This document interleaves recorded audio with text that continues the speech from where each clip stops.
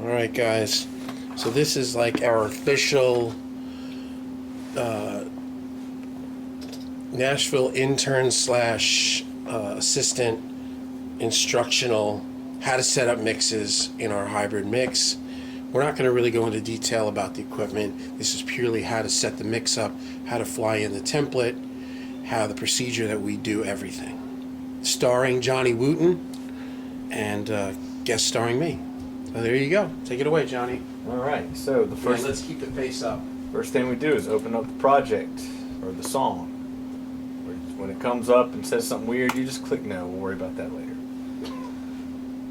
Alright, so the first thing we do whenever we open up a project is we save as what we're doing. Today we're mixing and prepping, and we prep before we mix, so we're going to call this the song name, which is Listen Space Prep. And we always start everything we type in titles, no matter what it is, with a capital first letter and lowercase letters after that. The next thing we do is we check our playback engine for the hardware buffer size. So called a setup, playback, say it, you know what I mean? You go to setup, playback engine, then you change the hardware buffer size to 1024. We want to mix in 1024.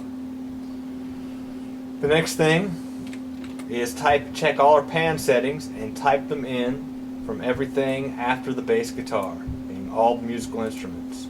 So for instance, I like to use capital LL for hard left and capital RR for hard right, and anything that's not that I will write in the number and then an L and the number and then R. Why is that? Because we're about to blow out the I/O settings, and when you blow out your I/O settings you lose all your panning as well as all your bussing. Because kind of as we're working, we're making little, like we're kind of, not pre-mixing, but we have ideas of where we want that guitar or that thing to be. Right. And this also is something that's necessary when we get in tracks from other studios where we're just mixing a project and the I/O is all completely different. Or if this was worked on multiple different rigs. Okay, so you'll see I have LLRR, LLRR, LLRR, 35L, 35R. And that's our music for this song. The vocals I don't really worry about because our lead vocals are up the middle. Any backing vocals will be split hard left and right. If there are, these backing vocals are not. Okay, next step. Blow out I/O. Always make sure you save session as before you start doing that.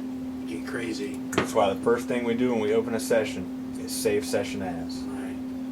That timestamps our work, lets us know where we've been, and also protects you in case you do something dorky and blow everything up.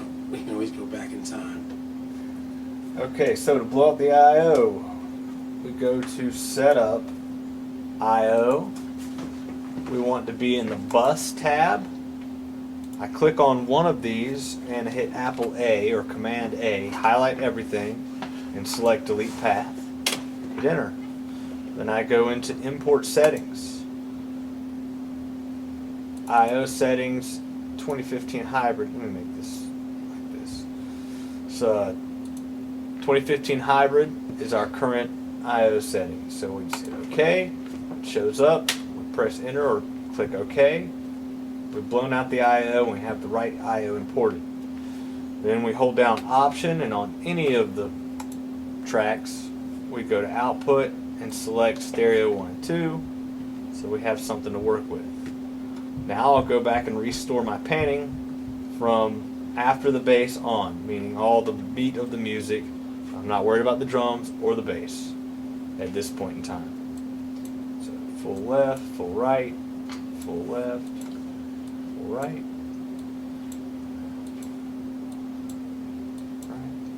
Sometimes it sticks. This was 35 left. And if you can't get it right on it, you can press the command button that will slow everything down to one increment moves.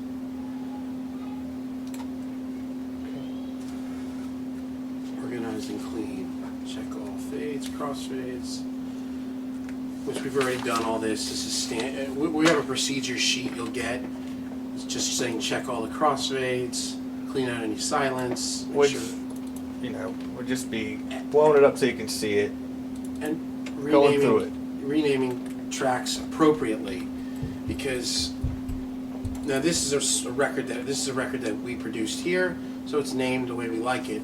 But if you get somebody that writes, let's say it's kick drum, and then there's a sample, a track with samples, but the sample is called Thunder because that was the name of the sample. You would change that to kick sample or kick S or trigger or something, anything, so that it doesn't just say something that's irrelevant. Except sometimes in keyboard situations, like you get these big like industrial records, and they name all the keyboard patches based on the patch name. Sometimes you can kind of just leave those.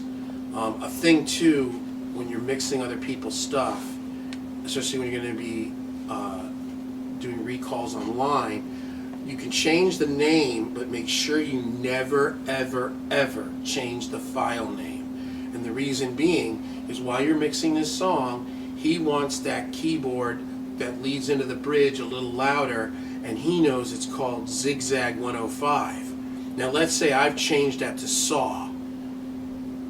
Now he says Zigzag 105. I can look at the names on the actual audio, and I go, oh, that's Saw. So you never want to change the file names as they came in, because that's always going to be your point of communication, because he doesn't know that we've named it Saw. He's still calling it Zigzag 105. All right. Find song tempo and align it to the grid. This song is already to the grid, so we'll skip that for the moment.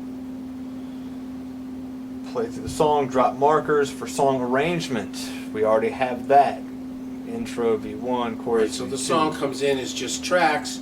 You've got to figure out. Usually they send us, like, we have a protocol sheet that we want people to use, and they'll tell us that the song is, this BPM, this, that, the other thing. So we can usually put the BPM, or you can just do it manually and line it up off the grid. And we always start the songs at about 30 seconds or a minute. Never start them at the beginning. It's from the SSL thing, because it takes about 5 seconds to 10 seconds for everything to catch up when you're running automation on SSL. But also, like a lot of times as it starts, they go like, hey, can you make the sound of a fire engine in the beginning, or can you put a reverse cymbal, or do some weird, so you always want some room. You never want it butted up. And also, if tracks come in from another studio and they send you drum tracks in stereo, like stereo kick, snare, hi-hat, ride, split them into mono and hide and make inactive the duplicate. Right, just unless it's like a stereo snare and it's got room in it, and it's cool, it's stereo. But yeah, because we're mixing, remember, we're always mixing at 88, so I think we have like 128. Yeah, we have 128 voices, so we don't want to be wasting 2 tracks for every single, for the hi-hat and the ride and the toms, which are obviously single elements. And if samples come in stereo, it's cool to leave them in stereo, because that usually has some spacey stuff in there as well. Okay, we want to clean drums. Sometimes we'll clean up the tom hits, sometimes we'll gate it. In this case we're going to gate it, but we want to clean the ride track. So we want to make sure that the ride's only playing when there is a ride track to be played. So I'm going to slow the ride and just listen through it, the different sections. And there's the ride during the bridge. Let me check the final hook. Alright, so it's just during the bridge section.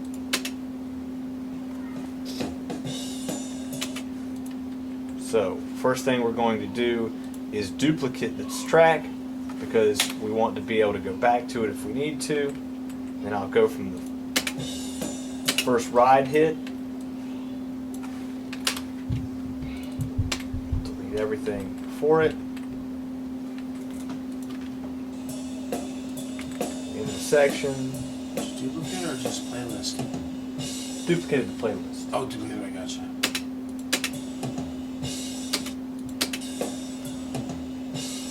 And I'm going to back it up some, because I want the ring of the ride to carry over. So that's the last ride hit.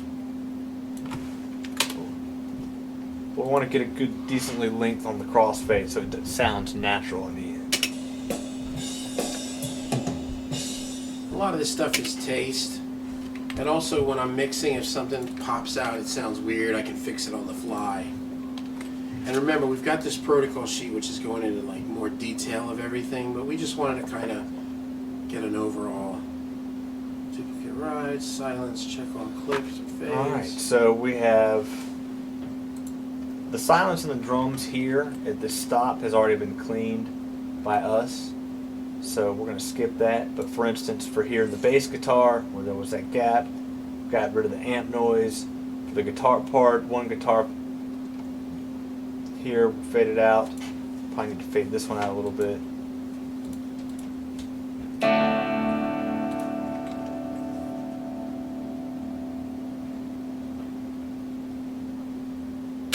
Just a little bit, because that's pretty, big part of the break here.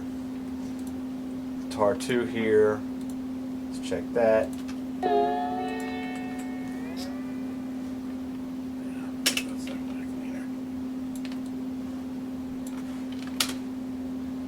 The thing too is when you're doing this stuff for a mixer, you kind of start to get a sense of what he likes and how he thinks and or how he doesn't think. Now, I'm going to wait on cleaning the vocals because it's best to clean the vocals once they're running through the signal chain, because then you actually get to hear, the things that you're cleaning out.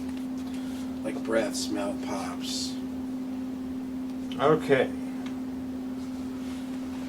Now, normally I would create groups for all the different sections. As you see here, drums, acoustic guitar, bass. And you see bass, acoustic guitar. T1, 2, and 3. 1, 2, and 3. Let's see. 1, 2, 3. Alright. That is already done. So we're going to skip through that part. And they're already color coded. I do want to change the color of this. We try to stay within the bluish range, but it's got to look good against red.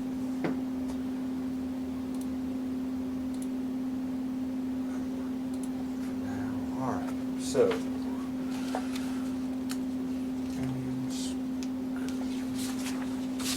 Music groups, custom guitars, split vocals into arrangement group tracks. alright, so I've already done that since this was a session we recorded here. Keep in mind we kind of we have a little bit of the Michael Brower multi-bus thing going on with our vocals. So if you're not familiar with that at all, this may be a little bit foreign to you, but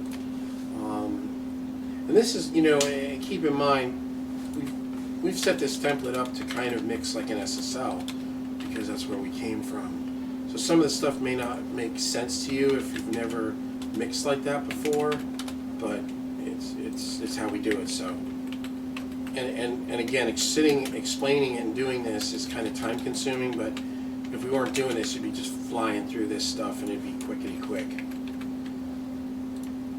And I'm also naming in the comments what the different sections are.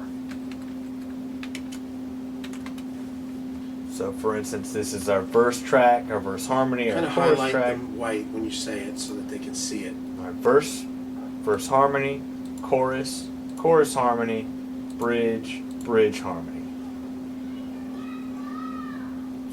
And I will group them accordingly. So this will be verse,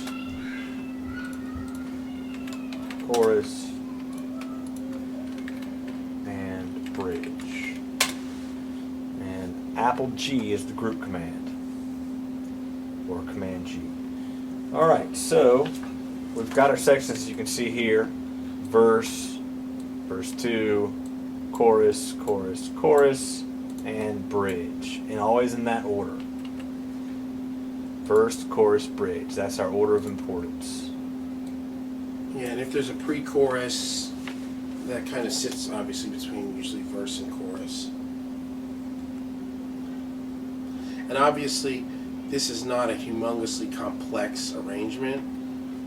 It's kind of it's kind of more of a groovy songwriter song. But I wanted to choose this one to show you guys because if it got really involved, this would just take too long. So this is kind of the overview, but you get the gist of it. Okay, so now we need to delete the master track and tracking verbs if necessary. Any effects that we had up for tracking get blown out. Also, any of their buses, except if it's like, let's say there's some sort of a funky, modulating echo on the lead guitar that we used the Echo Boy on, you would leave that. Yeah. You'd also put that, I think you'd put that in the comments, how it's bussed prior to blowing out the I.O., wouldn't you? Yes, I would. So you don't If lose there is a bus there. And the other thing, going back to the vocals, let's say there was stacks of stereo harmonies, those would not be going out our main lead vocal. Those would be going out whatever, I don't even know. Background vocals. Background vocals. So you'll see that in the sheet how to do that. Yeah, we have documentation for that 'Cause and naming and subgrouping. We have a mono vocal that's going out through our Pultec and our Duressor, and then it's splitting out multi-bus Brower style to 2 tracks. One has an LA2A, one has an 1176. So that's our full-on vocal, chain from hell, and that's going to be any single vocal, whether it be the lead vocal, an ad-lib, a regular harmony, a single harmony. But if there's stacks, then those will go out separately, left and right, and then those will be treated more in the box, not as much hardware. Alright, so we will delete our master. Now, if there was a fade on this, if we had a fade out, we would drop markers at the start of the fade and at the end of the fade, saying start Right. fade, end fade. Because sometimes the client will send it, or sometimes while I'm in the middle of making a song and there's a ride-out guitar solo, I know exactly where I want it to start and end. So then he'll make that note just so that there's no No question about it at Mixdown. Alright, so we'll delete the master track. There is no fade out on this song. The mel track and click track we are going to make inactive and hide. So hide and make inactive. Mel is Melodyne. Alright. Now our prep, for better for worse, is over and we are going to do another save as. Now we'll call this save as the song name dash mix 1. And use a cap at the beginning, a capital at the beginning, because it's a permanent track or session or icon. If we were doing scratch vocals, it would be all lowercase, SCR. But because it's a permanent thing, it's capital M for mix.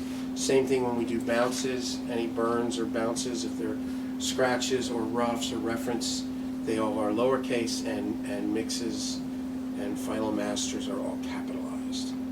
Alright, now we've named the song Mix 1. Now we're going to mute the Avocet or your studio controller, and we're going to check the patch bay to make sure that everything that is labeled is plugged in. And we're going to power on all the rack gear. Alright, so let's shut this off. It's gonna be too long. Alright, so where do we leave off? Okay, Turning the gear on. we just turned on all the gear, make sure the patch bay is good. Make sure our settings on our gear is good. Now we're going to solo save all tracks. And in my notes it says don't ask, just do it. So you hold down Option and Apple at the same time, and you click on the solo button. Solo saves all the tracks at once. Okay, assign groups and their outputs. We'll start with step for the drum. So we'll start with the percussion here, tambourine, and we want to go to perc S. S stands for subgroup. That's how we differentiate that between. Does it say, is that in assign group track outputs? Yes. Is that in busing or outputs? In busing. So we gotta add that. That doesn't say it there. Assign group. It does in the points underneath it. If you'll continue to read. Oh, I see. So bass to bass. And these are buses, not outputs. Got it. bass to bass. What we're doing is we're prepping all these tracks for the template we're about to fly in. Turn on. Go. Alright, so we've gotten through the music tracks, you know, percussion through or solo guitars. They're assigned to the right place. Acoustic guitars, or Why didn't we do drums? because drums get flown in on the template. Right. Tell them that, you know what I mean? We don't have to do that for drums or worry about the panning because the template that we fly in covers all that and imports over our drums. While these tracks doesn't happen for it. So tambourine goes to percussion, bass to bass, acoustic guitar to AC. G1 is for our clean electric guitars. G2 is for our dirty or jangly guitars. G3 is typically for heavy distorted guitars, and then solos for Is that where the guitar solos. Electrodyne EQs are inserted on? They're in all the guitars. Oh, right, because they're bar. I gotcha. So now our vocals. Our verses go to bus V1, which is a mono. Chorus to bus V2. Just like the reason we split the tracks up in the first place, so that we can split them off these like this. And that's so we could treat the verse separately from the chorus, from the bridge. And then we can do automation, you know, but we can get like our basic verse sound going with maybe, you know, a smaller room and a little slap delay and some eighth, and then when the hook comes in, it's got more quarter and more of a big plate. Alright, so now we're ready to fly in our template. So we're going to start by highlighting the last bass guitar track. We go to File.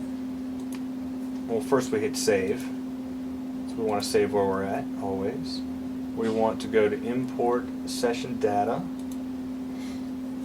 We go to our Mac HD drive, the ZZZ Mixing Info and Protocol, Z Template Mix Hybrid 88, and then open up the icon there. Okay. Here's what you gotta watch, guys. Yeah, I'm just going to do it. I'll let the writing, you can read that when you're actually doing it. So, kick in always goes to kick in. Usually it'll say kickin.cons for consolidated. Kick out to kick out. Kick trigger gets a new, kick 1 and 2 gets a new track, kick S gets a new track. Then I just click here to page down. Snare top, snare bottom, white noise gets a new one, snare S for the subgroup, new, snare 610 gets a new, snare trigger gets a new, tom 1 to tom 1, tom 2 to tom 2, tom 3 to tom 3, tom S subgroup gets a new track, overs to overs, ride to ride, hi-hat to hi-hat, OHS for overhead subgroup gets a new track, rooms to rooms, stair to stair, this is usually a distant room mic, room S gets a new track, drum verb, new track, 2500, which is our drum parallel, new track, percussion S, new track, bass deep, new track, bass S, new track, mix return, song, master, all new tracks. From here on out, it's new tracks.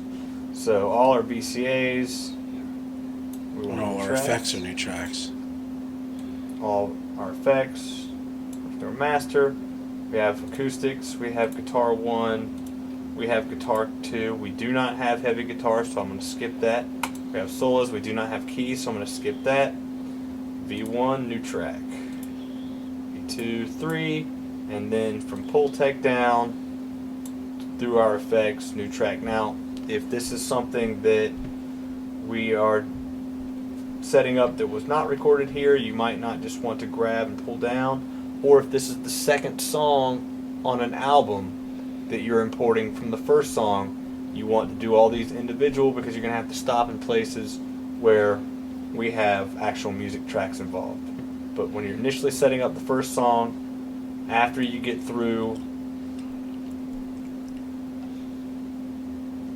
after you get through your drums, you can pretty much grab the whole thing and import it in. Now, main playlist As new tracks. As new tracks, yes. And if people are watching this and you don't know what this whole importing session data is, that, I don't know. We can't explain that right now because we just got to keep rolling. Yeah, you just have to try it for yourself. Yeah, you have to try it for yourself. All right, so on track data to import, Call Woody at like 3 a.m. on his cell phone. He'll explain it to you all night long. Or go to Full Sail. They'll teach you for like 38 grand. Track data to import. Click on it, and you want to unselect clips and media. This also changes the main playlist options to do not import, and gets rid of alternative playlists and clip gain. Everything else is okay. The icon stuff doesn't come up because we don't have an icon controller. So make sure that none of these are checked. Tempo, the markers. All this stuff needs to be blank because that'll blow over the song itself. Okay, so